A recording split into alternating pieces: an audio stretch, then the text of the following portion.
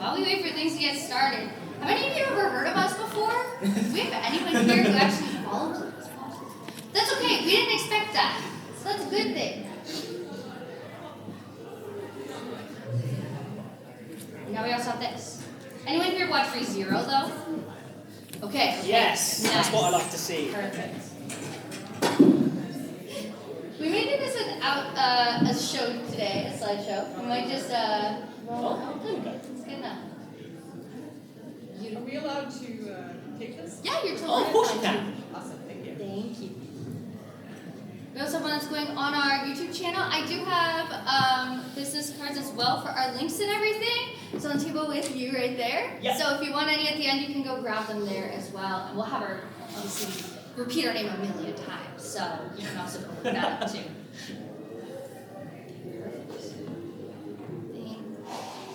Where do you start? Just about ready to start. Alright.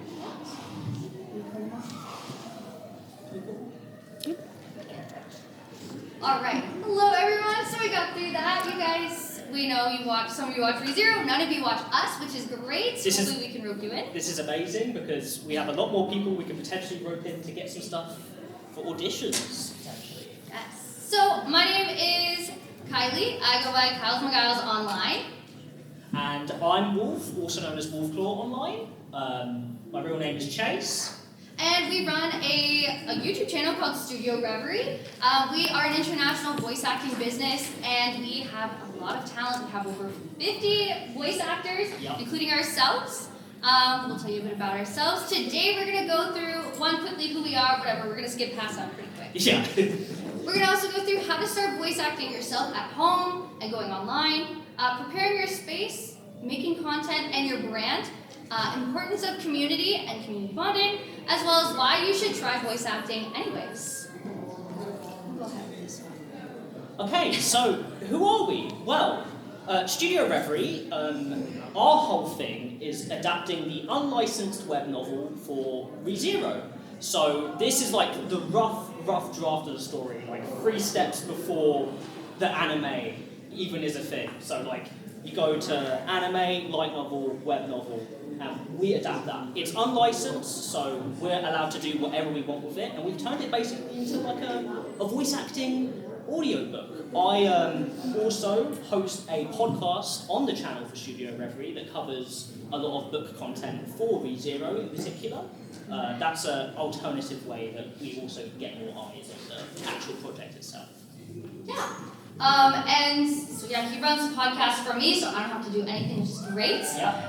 I'm the co-founder as well of Studio Reverie. We were holographic in the past, so if you know holographic, maybe that puts a name to a face. I play Amelia for our team, as well as Capella, or any female or child role that we need, which is quite often. By the end of this, if you have a femme voice, please, we are looking for more female voices, so please. Okay. And yeah, so we work on this. The web novel itself is like a rough draft of the author's work, so we get to use that. It's a lot longer, it's a lot more rambly, and sometimes not perfect. Okay, and we run a YouTube channel. You guys should check it out if you like ReZero. Alright, how to start voice acting online specifically. So I'll start us off with that. Where to start? Here are some 3 grade sites. We have Casting Call Club, that is number 1. Casting Call Club is a great place for you guys to start voice acting online. They have some great services as well. You have everything from Minecraft role plays to you have some actually pretty serious voice acting projects for video games and that kind of thing. Yeah, so we actually use Discord ourselves for our project to make it so we can communicate with all of our international voice actors, get us in a call, because for our particular voice acting style, we do it live. There's no pre-recording element to it. We do a live stream, and your first take is your last take. So lots and lots of pressure, but through the amazingness of Discord, we're able to connect with all of these people, and we're able to get in a call like that and actually just voice act together. It's amazing. We do have pre-recorded stuff as well for those of you who are nervous and want to try this out. You don't have to be live. Also, social media is a great place to start too. You can network that way. You can find a bunch of different comic dubs, for example, are huge. You can find a comic dub community, you can talk with people there, and you can see if you can voice act for them. Sometimes we randomly will have auditions, and if you're in the right place, right time, we might get you if you audition for us. All right, we're gonna list off some equipment you probably have at home, Yep. or you can get pretty quickly. Yeah, so for just even starting with voice acting in general, whether as a hobby or you're trying to audition for, say, like a professional video game project, it's very important that you get at least the baseline of equipment that can just help you set up. So something like a USB mic, an XLR mic with an interface, which is what we use at the moment. But I used to use a USB mic, a Blue Snowball, it's called. I got one secondhand from eBay when I first started voice acting, and it served me pretty well for a good 2 years. So the level of initial investment for even things like microphones, if you keep your eye out for good deals, it isn't a huge cost or burden. You don't have to feel like you're getting a professional studio microphone immediately going into it. Especially with, say, your listening devices like headphones, you do need let's not go for some Xbox headphones here, you know, but just some decent headphones. You'll be able to edit your auditions and your audio and make sure that everything is running smoothly. And that's where we lead into editing software. I started out using Audacity, which is an amazing free software you can download online basically anywhere, and it allows you to very easily record audio and then adjust it, edit it, and get it to where you need to go, especially with even doing noise reduction and extra effects to make it so your audition doesn't have any of that annoying background noise that slips through your space that we're talking about. Any car running by, a motorcycle going by. Also, we've seen some of the craziest microphone rigs ever. We've had our wonderful voice actor, Drad, who just narrated 28 pages for us, straight without stopping. Yep. He used to have a lavalier mic tied around a little stand like this and a shirt to cover it. So you can have the wildest mic, but if you treat it right, even a gaming mic, and you keep it away from your mouth and you don't eat it and make that like really gross sound, you can voice up just about any mic if you set it up correctly. Headphones too, make sure you just can't hear any of the feedback of what you're listening to, any music. That could get into your audio and that could distort it. But otherwise, you can get started with whatever you have at home. There's people who use webcam mics. It happens. Might not be the best quality that you want, but it's a good place to start. Practice makes perfect, of course. If you attend a workshop, there's always free ones around town. You can always pay for them too, and I'm talking just acting. It's very hard to find voice acting workshops, except for online, because you can get a lot of them through LA, with Bang Zoom, or also Crunchyroll also hosts a couple. They're a bit more expensive, and you can go toward to actual voice actors themselves. The voice actors we have here actually host their own workshops on occasion as well. Expensive but good, very good, and it looks good on a resume. Yes, and that's important if you want to get into professional work specifically. Fan dubbing is also a fantastic way to get practicing. Obviously, do not post that online because that is already pre-owned content and you can't re-release that. But you can practice your favorite scenes of anime, even regular animation. You can go ahead and you can recreate the voices with your friends, your family, and you can keep it for yourself. I have one of a really cringy scene of Sword Art Online, and I use that for very personal demos. It's that Asuna Kirito kiss scene, really cringe. But my best voice acting yet. You can also use role-playing games. D&D is a great way to get started. Any other role-playing games, you practice your voices, characters. Yes. Because at the end of the day, it's not just a funky voice, it's your acting that comes with it. Because if you're not believable, it's not going to come off. You can do the craziest voice, and you got to have that emotional. That certain level of emoting ability, which is what a lot of these practice methods offer to you. Especially role-playing games, I think is a very underrated thing for this sort of thing. Like whether you're a dungeon master and you're playing a load of NPCs with different voices, it's a really good way to get a range of voices in your repertoire. And if you're playing with friends too, they can immediately tell you if it's awful or if it's really good. You'll get immediate feedback. That's true. All right, preparing your space. This is actually super important. Doesn't matter what mic you have, but it depends how you set up how you record. So, the tried and true method here. Use your closet because you've got natural padding. If you've got clothes hanged up in your closet, you just close that door and you've got a decently soundproof space. You'll be surprised about how effective it actually is. It's It's a little funny though, because like say, we still have a couple of voice actors that do this on Reverie, and it's always funny being like, yeah, I'm trapped in the cupboard, recording my lines, but it works. The other one, which I know sounds extremely scuffed, but trust me, it does work, is draping a blanket over your setup. Like this. Really like over you like that, and maybe getting a couple of pillows in there, or as it says here, stuffies. Just anything that can absorb the sound and make it not escape and echo. It will do a world of difference, even for your editing for the audio that you record. Because all you're looking for is when you're voice acting, like in a room like this, there's acoustic panels, but it also bounces around a lot because there's like things are not in place that are like super squishy or soft. Using clothes, blankets, stuffed animals, it's going to eat this sound, it's going to hit it, and it's just going to die right there. It's not going to bounce around the room. Yeah. So your recording's going to be really nice. Fun fact, if you've seen SpongeBob the anime, the guy who played Mr. Krabs was one of my coaches, and he recorded it on a snowball mic, which is a super cheap USB mic. He just treated his room really well, and he does professional voice acting on that, because it just works with his voice. Something we forgot to mention with microphones is try out as many as you can. Yes. I have a Focusrite Scarlett. Love terms at you guys, but it's an in-between a professional mic and a basic beginner mic.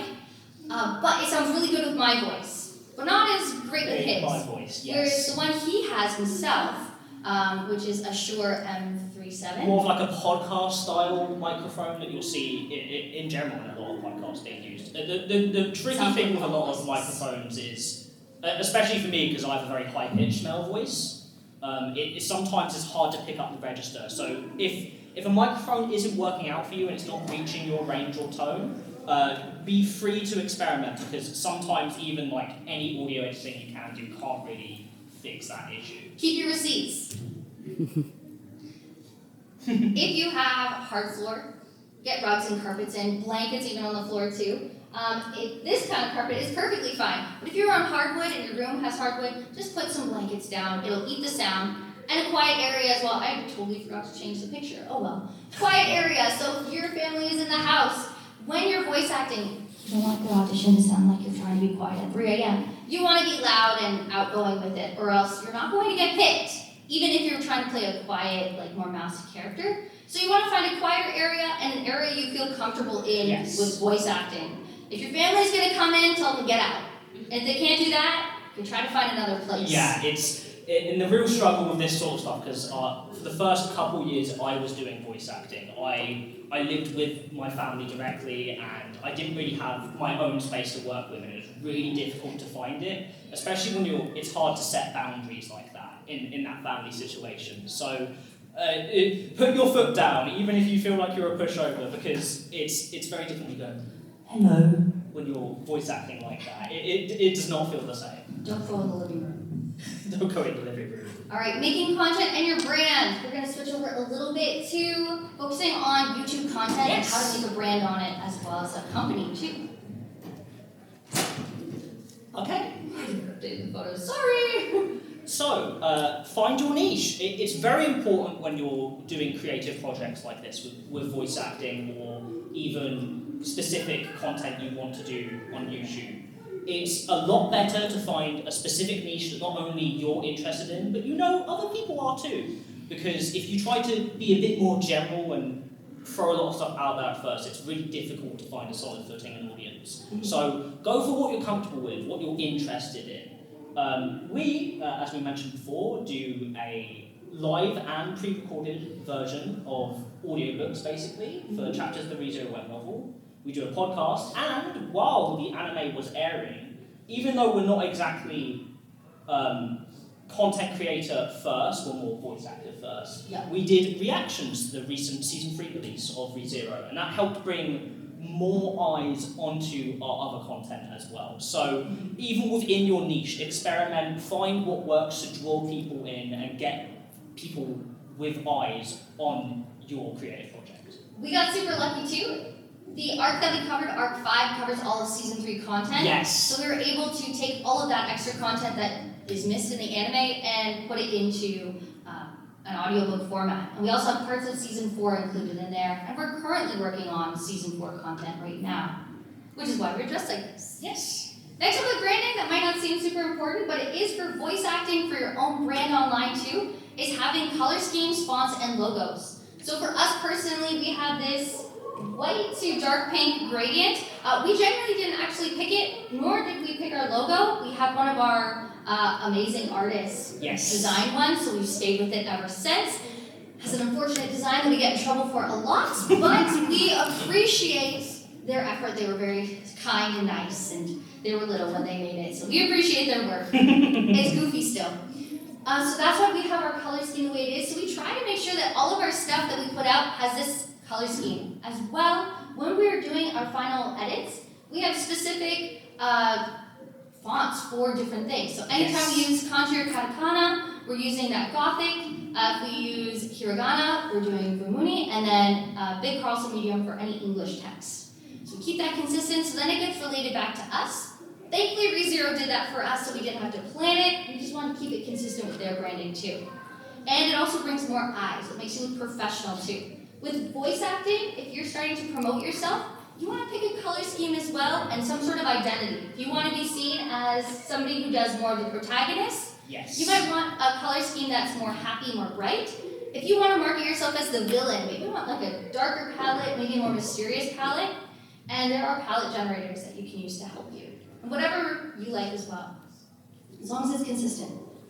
And consistency. Speaking of consistency, now, especially on the online business side of things, with a YouTube channel in particular, with the way the algorithm works, it's really hard to do those long-term projects that say you're working on and then you upload once a year, twice a year, because the algorithm doesn't favor that sort of content itself. So consistency is key. Maybe uploading once, twice a week, specific times, specific days, and that not only helps the algorithm in suggesting your content because you've got that consistency and people are constantly watching, it lets your audience know when you're releasing content. Almost like a TV channel, and it tells you, what time is this on? Like, if you're uploading these the same time every day in that week at the same time, it's gonna let people know, okay, oh, this will probably be available right now. And it's important not to delete your old videos, even if you're different, even if you've gotten so much better, you're like, oh, I hate this. People love that. You find communities who really enjoy your old content, and they want to stick with it forever. They don't want to leave it, they don't want to lose it. So when you delete and try to sparse that out, sometimes you can lose your views, and YouTube's mean, and they will not keep your views if you delete it, so you'll lose that little piece. It's also nice to go back and look to see how you did. We have our chart here, so this is from June 11th, 2022, when we had to restart our channel, all the way to today. So you can see, now that we're a little more consistent lately, it's looking a little better. The chart's moving a lot more. Whereas before, you could see the spikes with some major uploads, but now, because we've been consistent, and you can see a bunch of numbers down here, we've been uploading constantly. This past month, we've been doing about 4 times a week, which don't do that. Don't do that. Do not do that to yourselves. But if you can do once a week and you start building over time, people will come find you, and when you have a lot of content available, they're going to binge it and stay with you. And that happens very frequently, and we're very lucky that's the kind of content we make. Yeah, I mean, and the proof is there, right? Like with the first part of this graph where we would upload, as I said before, like maybe once, twice a year, every now and then a couple months, and the difference recently, because we've been uploading in that consistent schedule, it's night and day, it's very apparent. Our uploads are Mondays, and we go live Wednesday and Saturdays, and then we upload again on Fridays. We give our members early access, but then the rest of our community gets it on those very specific days, so that way it's very consistent, and they keep coming back. Yeah.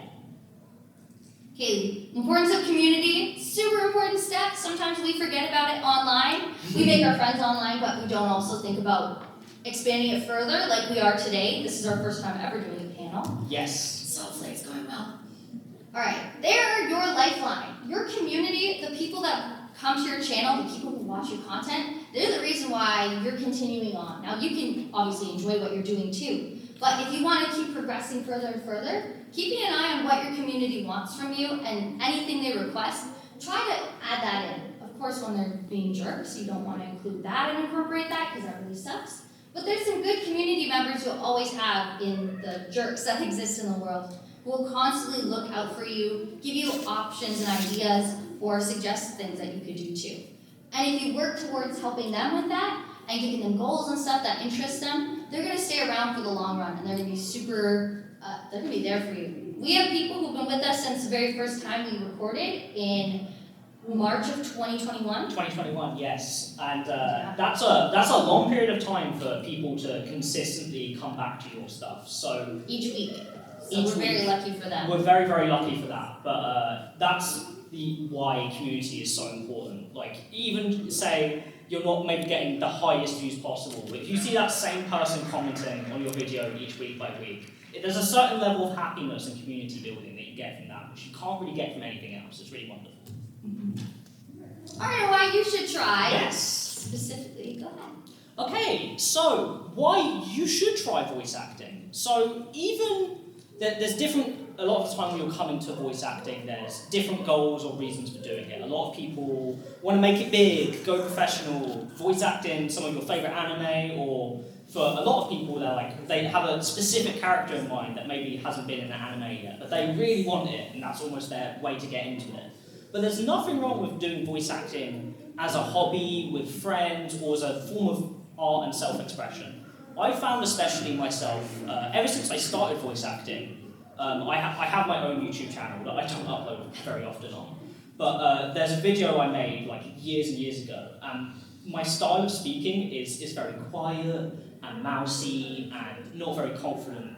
But after the years of voice acting, expressing myself, emoting, it's become a lot easier to speak publicly like this to you guys. It's a skill to say, if you struggle with that, I would highly encourage giving voice acting a try. Even just with friends or with new people, pushing yourself to do it, because it's a great opportunity to learn.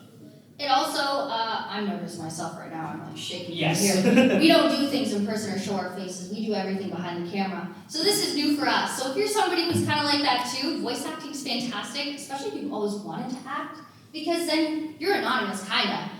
You can do whatever you want. I've done some of the craziest voice work, which I'm too shy to do today. I don't think you'll hear anything from me today, because that's super nerve-wracking. But if you check out our channel, you see I can be a whole other different kind of person on there as well. And you guys can do that too. Even if you don't want to audition with us, Casting Call Club is a great place to start. You can start auditioning there, getting to know people in the community. There's some great voice actors who actually frequent on Casting Call Club, and they give nice pointers and advice. We're talking like the big guys out there doing autographs and stuff. They're the ones that come on and give advice. It's a really cool niche community. But if you are interested in ReZero specifically, we have so many characters coming up for Arc 7. We have, I think it's 50, 60 plus newly introduced, new named characters, all with separate lines and voices and varying levels of importance. It's going to be so hard. Organizing this internationally is a beast and a half. That's why you guys get first access if you want.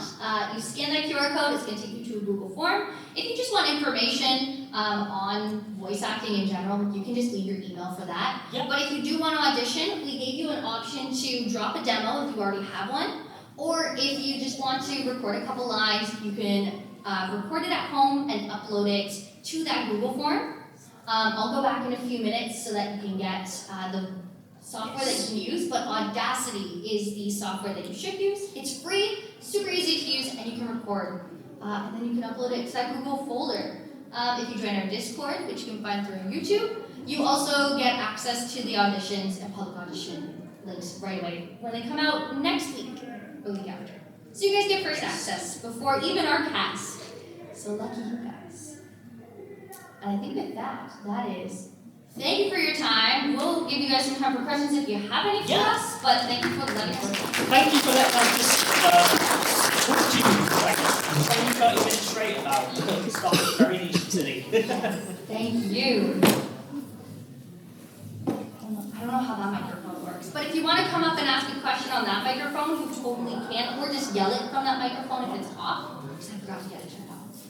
Or you can, yes, we can stand over here and you can come talk to us individually too. Yes. That's fine as well. Yes? What advice would you give to someone who wants to be a voice actor but is so insecure about their voice? Oh. Well, one, your voice is very nice. Your voice is lovely, and we both very much can relate to this feeling.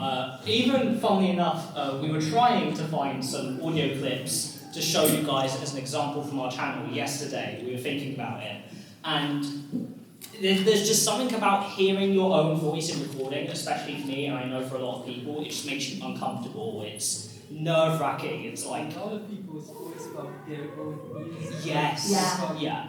But then in a mic or your phone, it sounds so different. It does. it does, and it's off-putting. It can be like, that's not how I hear myself. That's not how I understand myself. So it can be very confusing. But that is a thing that, whilst you may never fully get over it, it does get better over time, I can assure you. I used to be very, very anxious about it, in particular, when I first started.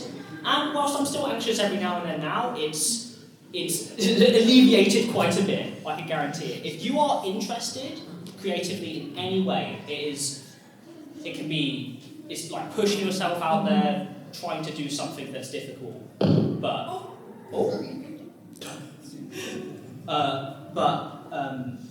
On that regard, like, if you are feeling up to it, give it a try. You never know. You might not feel it, and it might not be for you. But I think one of the biggest things that I regret in terms of a lot of creative and self-expression elements is not letting myself do it. You know, like procrastinating on it or saying, you know, I'm not going to do it, and then regretting it basically for the next couple of years. So if you're interested, give it a try, even if you don't initially like the sound of your voice.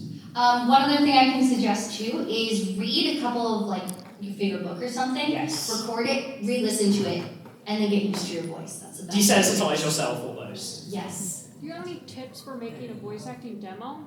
Yes. So try to pick at least 5 character archetypes. So like the main character, the villain, either a young voice or an old voice, that kind of thing. And then pick an emotion to go with each character. Yes. And then you can inspire it by either a show you've already watched. So let's say you want a protagonist like someone from My Hero Academia, and then you can recreate that kind of voice and write a little script. You want to keep it under 1 minute and 30 seconds. Yeah.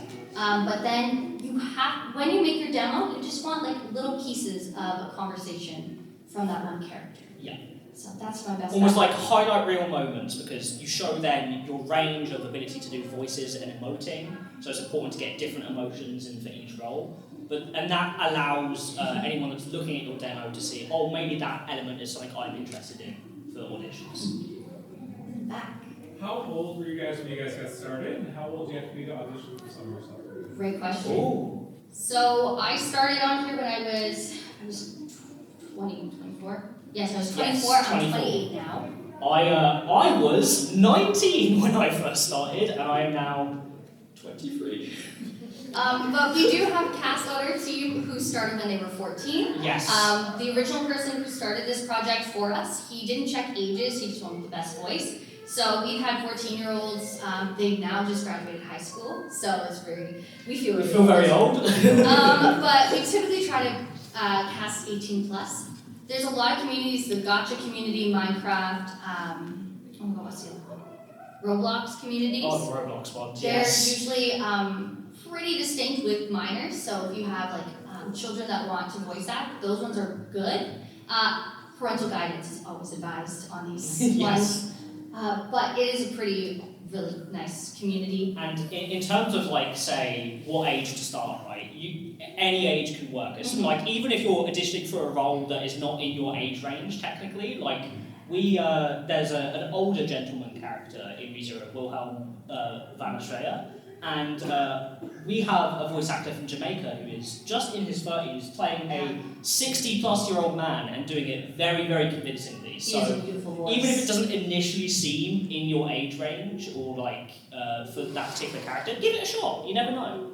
I typically play the little kid characters all the time. So you can flex with it. Yeah. Or really old if you have to. Yes. How have like 17 questions. Roll them out. How do you kind of approach a new emotion that you have to voice act? You just did this So, recently. this is actually perfect. This happened to me recently. I'm not a very angry person, but I had to do some extremely angry, like, Murderous, wanting to kill. spiteful lines recently. And I was extremely, if I'm being frank, nervous about it, especially because it's live voice acting, so I get one shot in these initial moments, and I was very nervous about it.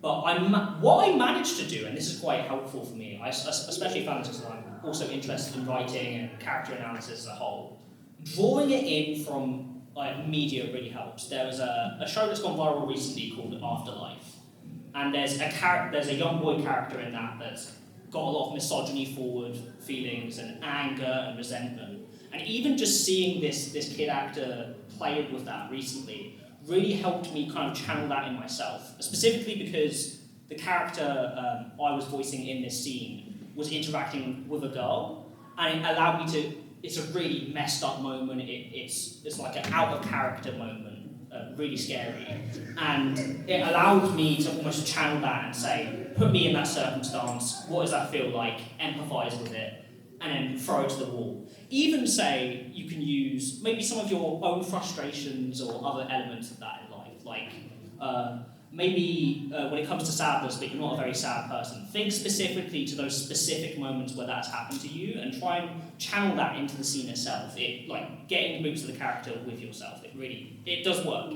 I promise, it seems like it's an impossible task, but it does work. Sometimes listening to the right music as well. Yes, music can really help set the mood. Always turn it on. When I'm running our live streams, sometimes I can listen to music, especially with that one chapter we did. I had to cover for someone, and I had to scream like I wanted to murder him, which is kind of not normal. So I played Marilyn Manson's Beautiful People on loop the entire time, and it really helped with that desire for wanting to murder him. I'm also quite a physical actor, so when I'm in the booth voice acting, I would move, and it sounds very goofy, but yes, whenever she's close by and she's in the booth as well, if I'm moving too much, bonk. But it really helps you ground in the scene, like say, oh, the character is clenching their hand, clench your hand too. That helps place the emotion for you too. If you're happy, smile, try to do light movements around the mic, as long as you don't karate chop it every 2 seconds. And also, how you space yourself. You go about this amount, a little wide, that's good enough. And then you can move around a little more freely, especially if you have to throw something or twist your head. Bryce Papenbrook says he uses that a lot. Yes. Voice acts. And it helps with the emotion too, especially if you're constrained or twisted or something. It gets you into empathising with that character and pushing that emotion out. Thanks a lot. Of course. Oh wow. Okay, we're going review, and then we'll go to Yes. What are some of your best tips for learning your lines, but then not sounding like you're just reading off lines? Oh, yes. We do that every week. One thing is reading consistently. The more you read, whatever kind of things, whether it be manga, regular books, even anime, it's been proven to help increase your speed of reading. So getting used to reading very fast or on the fly is super helpful. Unfortunately, the more words you know and the more comfortable you are with reading, the easier it comes. So it takes a while. When I first started with Reverie, doing those live streams were a nightmare.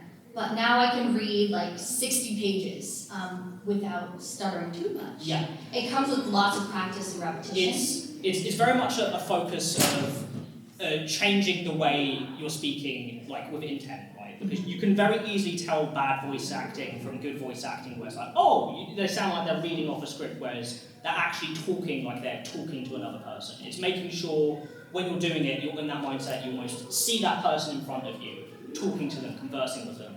And that's why a really cool element of community voice acting and doing Discord, online, international voice acting like this is you get to bounce off of other people. It's very helpful, it's a great way to practice. So say it's really hard for you to get into, but you do it with a group of friends just for fun for one time.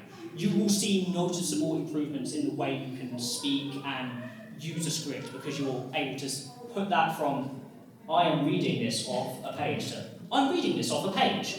Being able to talk about it as if you're talking to someone. Intent is and if you mess up, the way you handle it after is you just go, ugh, and then keep going again and retry it.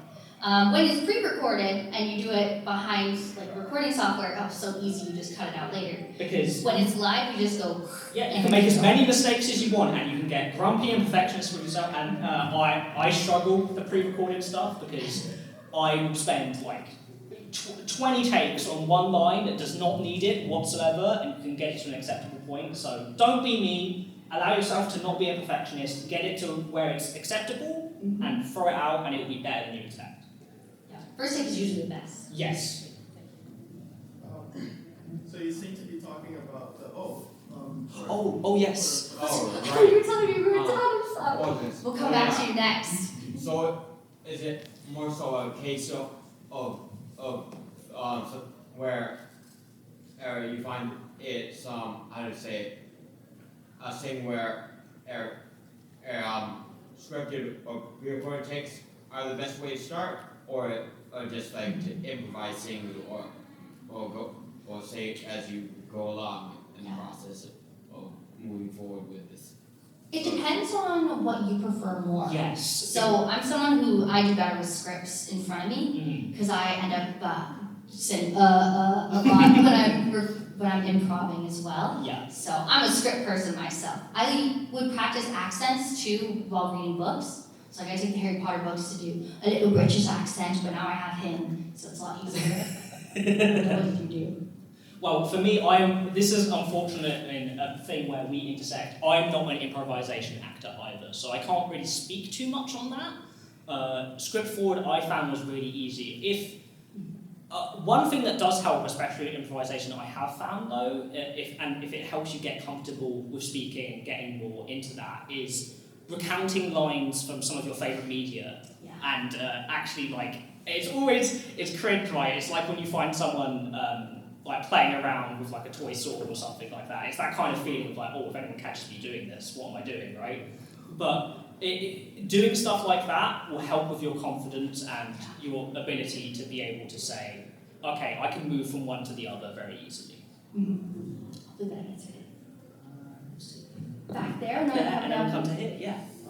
You just seem to be talking back and forth between script-based voice acting and live voice acting. What ratio in your career do you feel it falls between live and scripted? Right now, we're almost 100% live, but in a few weeks, when we get our art in and our voice actors who've been missing, because we have some who are too nervous to go live, once we get their lines, we're going to be about 50-50. Yeah. So all the chapters we do live, they're basically our rough drafts, and then we're going to take them into editing with our team of editors, and we're going to release them as pre-recorded chapters. So any mistakes we made, that's why we don't have music when we record it. Yes. Any mistakes we make, we just pull it out and we re-record. Very much rough draft on the lives, but in the pre-recorded, edited sections, if we've done any flubs, if this doesn't feel right, we didn't emote right, we can go in and post and be like, let's fix that, because we have the benefit of not having the music in the live thing, so we can add those elements after editing.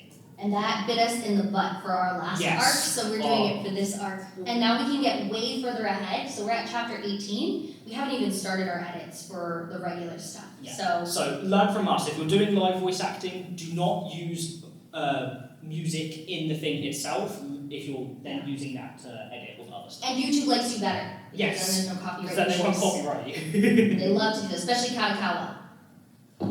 Follow up to your answer recently. How often do you experience or see professional voice cracks? And if so, do they restart, or do you just continue based on the scene that they're on? It depends. This past one we did, our narrator Drag, he would stop, take a breath, and then he'd go back to the beginning of the sentence he did. For me, because I know I'm getting replaced, I just keep going and don't stop. But if I knew that I was doing like my regular Amelia lines, I stop where I am, and if I can, just re-say that word, or I go back to the beginning myself. Yeah, it's very much a thing of like, are you like if you're doing it live, for instance, are you playing for someone else who's not there, or is that your actual thing? And it kind of changes it. It's very much how you pace yourself too, because for the one we did recently with Drag, whenever he would stumble, because he was reading what was majority narration for 28 pages of text live, like fully all at once. Whenever he would stumble, he would just go back onto his sentence and then rephrase it again, because that makes it easier to edit and post. So he doesn't have to re-record the actual things themselves for the edits later on. Okay.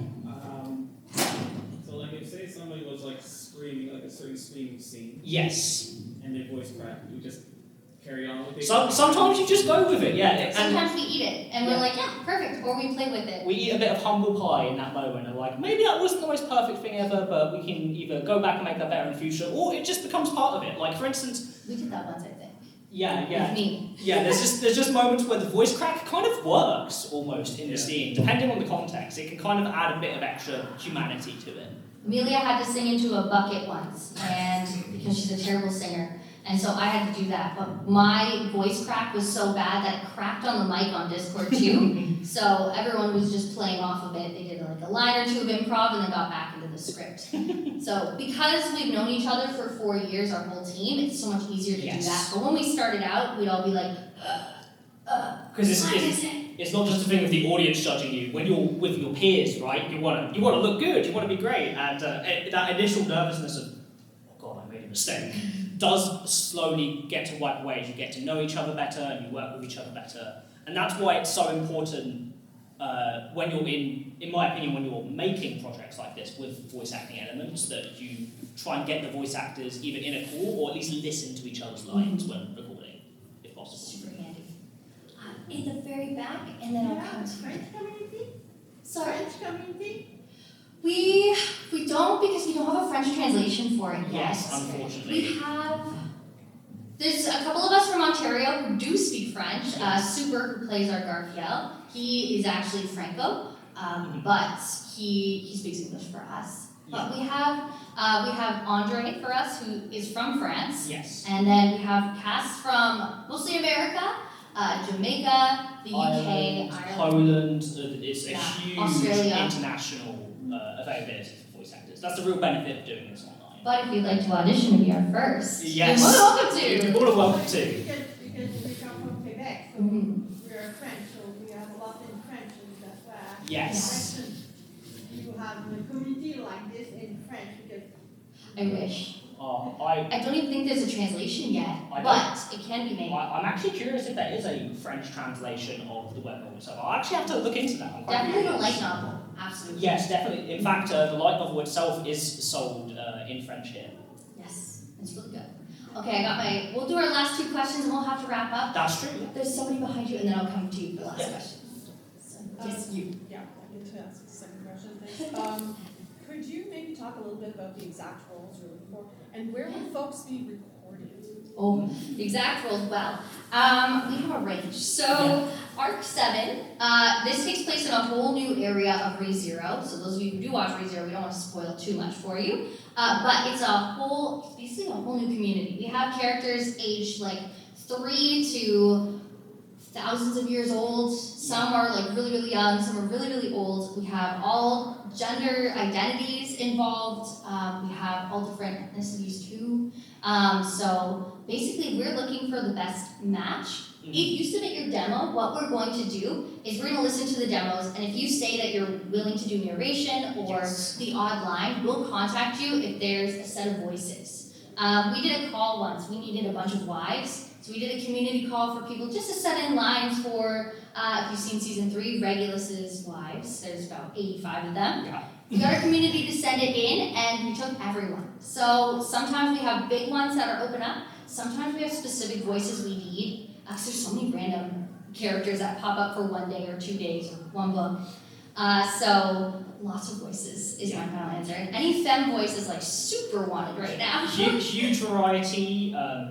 Either submit that demo, and if we feel that something works, we can ask you specifically, oh, maybe you'll work out for this character, give it an audition. Or if you see a character that interests you, just give it an audition. It's there's huge flexibility, and this is the best place to come in new because there's so many different kinds of characters. When it comes to where you're recording, I don't know. Yeah, the benefit. Wherever is comfiest for you, as long as you can access Discord. It's a relatively quieter space. One of our team members, Tealdi, she's a mom of 4. Yeah. And so her minions stay outside the door.